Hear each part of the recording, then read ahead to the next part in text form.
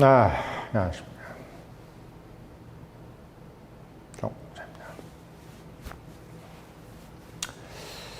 AI 혁명.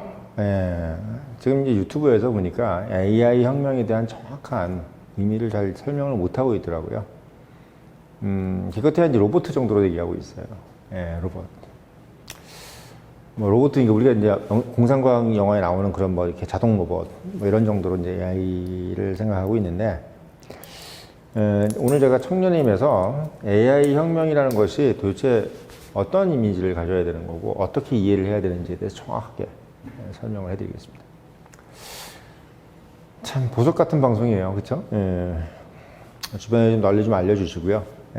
그리고 본부장이 말하다 책, 그리고 청년님 유료 구독 좀 부탁드리겠습니다. 처음에 얘기하기는 좀 처음인데 자, AI 혁명은 솔직히 저는 이렇게 이해하시면 된다고 봐요. 우리가 이제 유사 이래로 오늘날 같은 이런 자본주의화, 엄청난 자본주의화가, 그러니까 자본이 축적이죠. 엄청난 잉여 자본이 축적될 수 있었던 가장 폭발적인 에너지가 빅뱅이 된 게 뭐냐면 대항해 시대입니다. 대항해 시대. 그러니까 그 전까지만 해도 어떤 느낌이었냐면 되게 어렵게 산다. 그러니까 남는 게 조금밖에 없는 거야, 잉여 자본이. 거의 그러니까 뭘 열심히 뭘 우리가 뭐 사슴을 잡건 산에 올라가 수렵을 하든 아니면 농사를 짓든 뭐 하든 풍족하게 뭐가 남고 이게 아니라 항상 어렵고, 그리고 그 어려운 와중에서도 이 영주라든지 왕 정도의 어떤 그런 풍족한 어떤 그 풍족함을 느낄 수 있을 정도의 권력을 가지고 있지 않는 사람들은 어떻게 보면 그런 자본들을 형성할 수가 없는 기회조차도 박탈되어 있는 상태. 그러니까 두 가지죠. 양 자체도 적고, 그리고 그 양을 추구할 수 있는 기회 자체도 없는 그런 상태가 바로 대항해 이전 상태입니다. 대항해 시대 이전 상태. 그리고 대항해 시대 이후 상태가 바로 지금 현재 우리가 살고 있는 이 풍족한 세상의 시작이에요. 그러니까 우리가 풍족함이라는 것은 대항해 시절 이전에는 뭐가 풍족한지도 잘 몰라. 늘 배고프니까. 늘 어려워.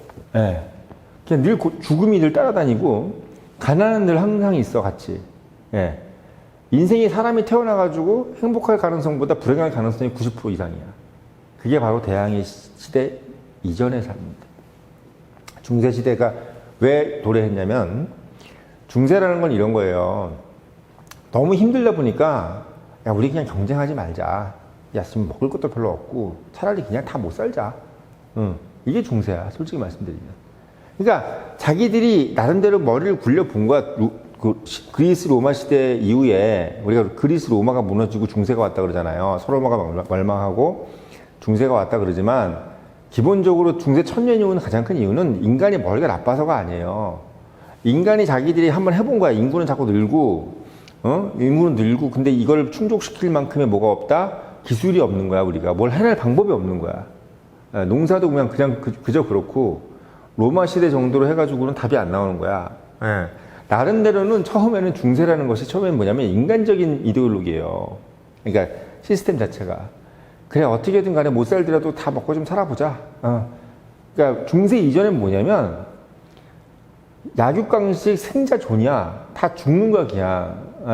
다 노예 아니면 그냥 무조건 자유민, 그리스든 로마든 이건 승자의 역사입니다. 자유민에 대한 역사고 나머지는 다 노예야. 노예는 아예 취급 자체가 안 된 거야, 거기서. 민주주의라는 것이 위너의 민주주의인 거야. 나머지는 다 노예란 말이에요. 근데 그거를 좀 더 완화시켜서 이 노예까지도 어떻게 좀 안고 가는 그런 좀 어떻게 보면 다 그냥 어느 근근히 먹고 사는 이게 중세예요. 우리가 생각할 때 자꾸 중세라는 것을 뭐 썩은 시대 이렇게 생각하는데 그게 아닌 거지. 중세가 만약에 깨지려면요, 대항해 시대라는 것이 없었으면 계속 중세예요, 그냥. 대항해 시대가 있으면서 중세가 깨진 거예요. 우리가 지금까지 생각지도 못했던 뭔가가 있나? 야, 우리가 뭔가 다른 영역에서 한마디로 차원이 다른 눈높이를 실현할 수 있는 게 뭐가 있나를 발견한 게 바로 대항해 시대인 겁니다. 우리가 생각했던 것보다 땅이 넓었던 거예요. 그 전까지만 해도 땅이 넓다고 생각을 안 했어. 그냥 한정된 땅에서 이 많은 사람들이 먹고 살아야 되니까 힘들게 사는 것보다 차라리 그냥 중세, 하나님한테 기도하고 이렇게 살자고 생각했던 거예요. 오른쪽으로 가면 저 러시아 애들 있고 왼쪽은 바다인데 밑으로는 아프리카고 뭐 이런 식으로 생각한 거야. 그러니까 아무리 생각해봐도 그 영역을 벗어날 수가 없는 정도로 러시아라는 어떤 그 개념도 되게 척박하고 그쪽으로 가봐야. 그러니까 기본적으로 이 개념이 그러니까 원래 있었던 것이 발견을 못했던 거나 그게 새로 발명됐던 거나 똑같은 거예요. 우리가 사람들은 발견과 발명을 다르게 생각하는데 발견이든 발명이든 결국은 우리가 몰랐던 거야. 예. 새로 만들든 아니면 새로 발견했든 그게 원래 우리가 몰랐는데 알아줬든 똑같은 거예요. 결국은 이 세상은 발명과 발견에 의해서 바뀌는데 기본적으로 대항해 시대를 통해서 어떻게 인간의 사고의 영역, 그 사고의 영역 중에서 제일 중요한 게 뭐다? 욕심의 영역이야. 아, 내가 이만큼 욕심을 내도 되나? 내가 이만큼 욕심 내도 되나? 이 욕심이, 예전에는 이 욕심을 내는 것 자체가 뭐다? 죄였어, 죄. 이 욕심을 내도 되는지에 대해서 그걸 지경을 넓혀준 게 뭐다? 대항해 시대인 거예요. 야, 이 맛없는 고기에 뭐? 후추를 뿌려서 먹고, 열대 과일들 막 들어오고, 그리고 일단 뭐 우리가 소위 이 유럽이라는 개념 자체가 추운 개념인 거야. 이 기후 자체가 뭐가 많이 나진 않잖아. 근데 난민이 뭐 이런 데 엄청난 태양열에 의해서 엄청난 생산물이 나오잖아. 그러니까 우리가 지금까지 씹을 넣어가지고 씹을 받았던 정도의 생활에서 씹을 넣으니까 막 천이 되고 많이 나오니까 이게 인간이라는 생각이 갑자기 내가 욕심을 좀 부려도 되나? 내가 욕망이 좀 더 충족해도 되나는 거에 대해서 이게 지경이 자꾸 넓어져서 한도 끝도 없는 느낌. 지금 우리가 볼 때는 아무것도 아닌 건데 그때 당시 사람만 해도 내가 굶어 죽지 않는 것을 해도 되는 것에 대해서 감사히 여겼었던 것이 바로 이 대항해 시대였던 겁니다. 한마디로 이 지경이 넓어진 거지, 지경이. 네. 그러니까 우리가 그럼 대항해 시대라는 것이 원래 없었던 게 아니잖아요. 남미도 그렇고 이런 아프리카든 뭐든 인도니 이렇게 원래 없었던 게 아니라 그대로 있었던 거야. 있었던 건데 소수의 사람들만 거기에 대해서 얘기를 들었던 거지. 중요한 건 바로 이거야. 다수가 알아야지 역사가 바뀌는 겁니다. 소수가 어떻게 얘기했던 것은 그냥 소수의 의견일 뿐이야. 다수가 거기에 대해서 몰입이 돼야 역사가 바뀌는 거예요. 반도체 옛날부터 있었어. HBM 옛날부터 다 있었던 거예요. 그 개념 자체는. 로봇이란 개념이 옛날에 없었어요? 터미네이터 다 있었잖아, 다. 뭔 로봇이니 뭐니 70년대, 80년대 때 영화도 얼마나 많이 나왔어요. 에어리언 이런 거 79년도에 나온 거 알죠? 제가 73년생인데 79년도에 에어리언이 나왔어요. 첫 시곤이 입어. 시곤이 입어가 팬티 바람으로 나온 거 그게 79년도 엄청 야했지. 엄마하고 같이 보는데 진짜 그거 좀 약간 그렇더라고. 그러니까 이 AI 혁명이라는 것이 뭐냐면 전 대항해 시대하고 똑같이 이해한다면 된다고 생각해요. 그럼 AI 혁명이라는 것이 뭐 정말 엄청나게 대단한 무슨 기술인가? 그게 아니야. 그냥 데이터를 많이 만들고 그 데이터를 많이 쌓을 수 있는 스토리지를 마련해서 거기다가 엄청난 에너지를 넣으면 그 에너지를 받은 데이터가 결국 뭘 만들어낸다? 인간이 지금까지 연상하지 못했던 모든 연산들을 해내고 우리가 지금 갖춰 놓고 있는 이 생산 기술을 더 효율적으로 생산을 할 수 있게끔 만들어주는 역할을 한다. 우리가 지금까지 해왔던 모든 오류들을 더 오류를 하지 않게 한다. 그러니까 한마디로 지금 우리는 생산 능력은 이미 완비가 된 거예요. 우리가 지금 생산 능력을 완비가 됐는데 AI가 왜 중요하냐면 AI는 시행착오를 줄여준단 말이야. 우리가 10번을 냈으면 10번이 다 뭐예요? 코스트잖아. 비용이란 말이지. AI를 통해서 하면 10번 할 거를 한 2번, 3번에서 2번 정도 하면 대충 맞아 떨어진다는 얘기야. 그건 뭘 의미합니까? 비용이 엄청나게 줄어드는 걸 의미한 거지. 비용이 엄청나게 줄어드는 거야. 대항해 시대 때 소위 얘기해서 같은 농작물을 심어가지고 벼를 하나를 넣으면 2개가 나왔대요. 그러니까 내가 먹을 거를 포기하고 하나를 넣어야 2개가 나오는 거야. 이 비용이 얼마나 어마어마해. 근데 이걸 하나를 넣고 1000개가 나오는 게 바로 대항해 시대인 거예요. 비용이 엄청나게 줄어든 거죠. 우리가 지금 대항해 시대는 AI를 생각할 때 뭐라고 생각해야 되냐면 산물이 늘어나는 거로 생각이 아니라 비용이 줄어드는 거로 생각해야 돼요. 그러면 이해가 빨라요. 예. 근데 그 비용이 줄어드는 건데 문제는 뭐냐면 인프라를 만들기 위한 비용이 그 인프라를 만들기 위한 투자 이건 비용이 아니고 투자예요. 그 돈이 엄청나게 들어가는 거야. 예. 그러니까 이미, 그러니까 한마디로 얘기하면 비용이라는 것은 뭐냐면 그걸 만들어내기 위한 비용은 줄어들었는데 내가 예를 들면 쌀이니 뭐니 과일이니 뭐니 그걸 할 비용은 줄어들었어. 왜? 남미에 뭐 차고 넘치니까 사탕수수고 뭐고. 근데 뭐가 문제야? 그거를 싣고 갈 배를 만들어야 되잖아. 그건 이 배를 만드는 건 투자인 거야, 투자. 인베스트먼트라고. 코스트가 아니고 인베스트먼트야, 인베스트먼트. 그러면 이 배를 만드는, 내가 이제, 이제 계산이 딱 나온 거야. AI라는 계산이 나온 거하고 똑같아요. 남미에 가가지고 배를 1,000척을 만들어서 보내면 거기서 담아서 오면 난리 난다, 사람들. 이거 가지고 그냥 뭐라 떼부자 된다. 머릿속에 다 그려졌어. 배를 만들어야 돼. 왜? 배를 만들면 무조건 된다는 게 답이 나왔으니까. 공식이 나왔어. AI도 마찬가지야. 데이터 센터 만들어 놓으면 그냥 이거 무조건 대박 날 수밖에 없는 결과가 나오게 돼 있는 게 딱 눈에 보여. 사람들은 무조건 편리한 걸 원하기 때문에 AI는 무조건 쓰게 돼 있어. 핸드폰이고 뭐고 AI 안 쓸 수가 없어. 뭐 지금까지 뭐 월 10만 원, 뭐 10,000원 내는 넷플릭스도 막 그냥 강제적으로 다 보잖아요, 사람들이. 이게 AI 이용료 한 달에 10만 원 낸다고 안 보겠어요? 안 하겠어요? 하지. 왜? 1년에 여행비가 1,000만 원 이상 쓴 나라에서 AI 비용 월 10만 원 안 쓰겠냐고. 전 세계인이 10만 원만 쓰면 어떻게 되나? 엄청난 돈이 생기는 거예요. 엄청난 돈. 네. 그러니까 그 비용을 그 투자금. 그러니까 대항해 시대 때, 야, 남미로 가려고 하는 그 배를 만들어라 하면서 100척, 1,000척, 10,000척. 그 돈이 그냥 무진장으로 들어가는 거예요. 무진장으로. 네, 그 돈이. 그 돈을 집어넣으려고 만든 게 뭐다? 그게 바로 주식회사인 거예요, 네덜란드에. 그 주식회사를 처음 만든 그 회사가 뭐다? 그게 동인도 회사야. 그게 동인도 회사라고. 네덜란드 동인도 회사. 동인도 회사가 두 가지가 있어요. 네덜란드 동인도 회사가 있고, 영국의 동인도 회사가 있어.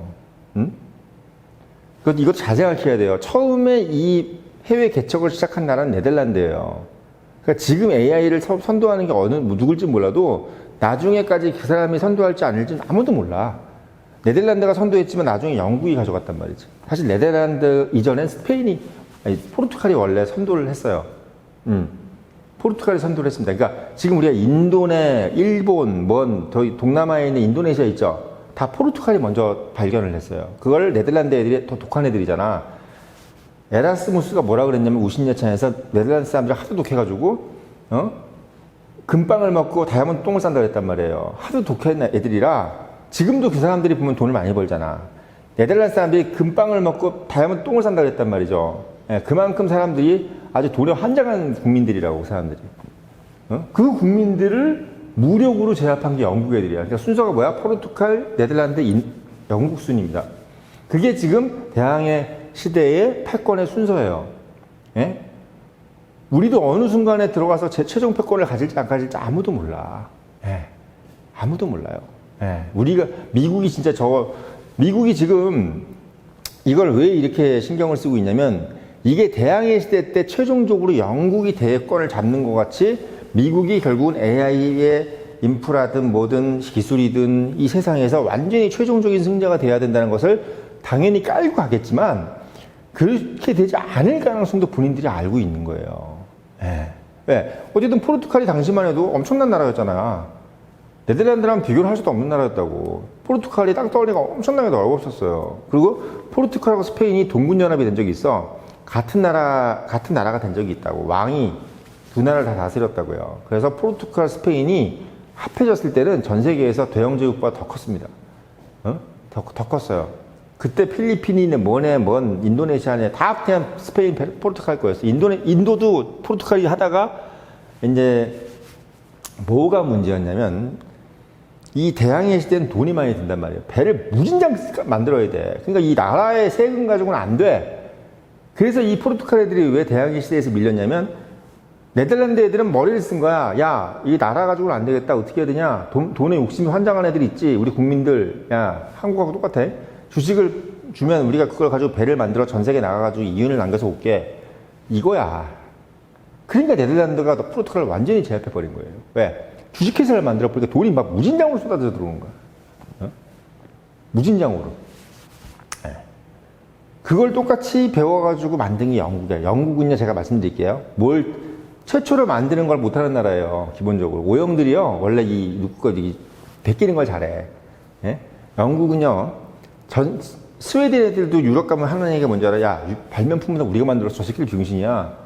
다 남들이 해놓은 거 있지. 우리가 증기기관 이런 것도 걔네들이 원래 생각한 게 아니야. 원래는 옛날에 그 그리스 시대 때 사람들이 다 만들어 놓은 거, 그런 거를 자기가 좀 발전시킨 거야. 우리가 내연기관이나 뭐래 그런 거 다 원래 옛날에 다 생각해 놨던 거라고.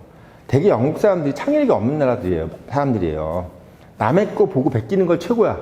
그러니까 네덜란드 애들이 대단한 거지. 네덜란드 걸 베낀 게 바로 영국의 대영 제국입니다. 그러니까 영국이 왜 뒷심이 없냐면 기본적으로 남의 걸 베끼는 거에 대해서만 너무 기에 강해. 중국 애들하고 똑같아.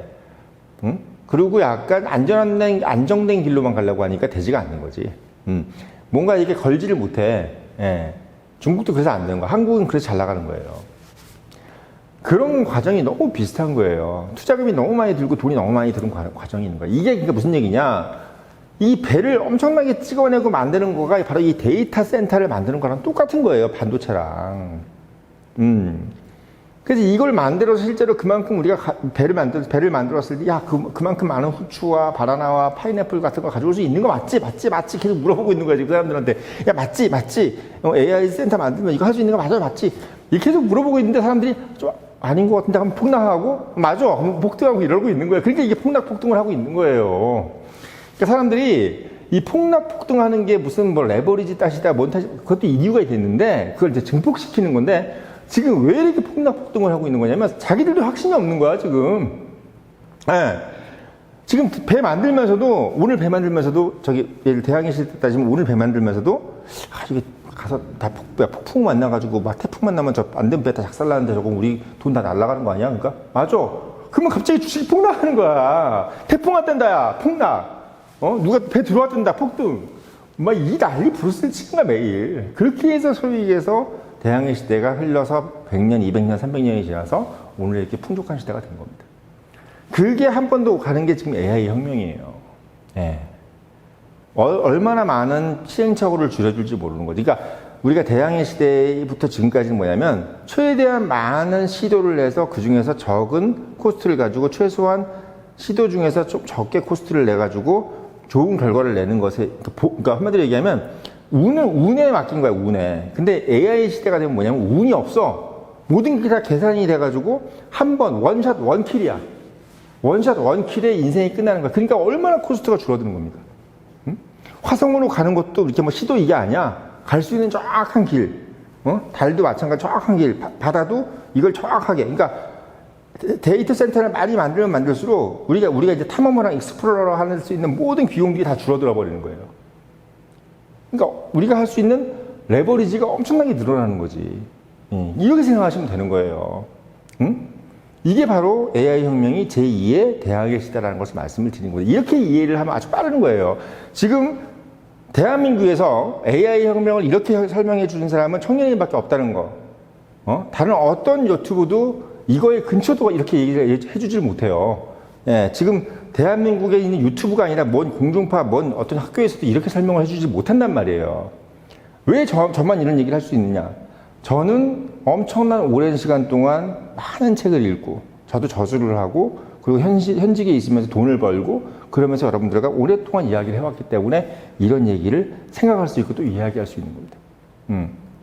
오늘 말씀드리기 정말 중요해요. 그래서 AI 혁명이 돼야 반도체도 되고 다 되는 거예요. 근데 그 의미, 도대체 AI 혁명이 뭐냐? 이 얘기를 먼저 좀 말씀을 드리려고 영상을 올렸고, 늘 말씀드리지만 이런 인사이트를 가지면 본부장이 말한다. 꼭 사서 읽어보시고, 꼭 사서 읽어보세요, 진짜. 이런 인사이트가 생기게 돼 있단 말이에요. 주변 조카들한테 나눠주시라고. 예. 14,700원 밖에 안 하는데 그걸 가지고 인생을 바꾸는데 그걸 안 나눠준단 말이에요. 그 다음에 청년의 유료 구독. 예. 7, 8천 원 쓰십시오. 예. 당부드리겠습니다.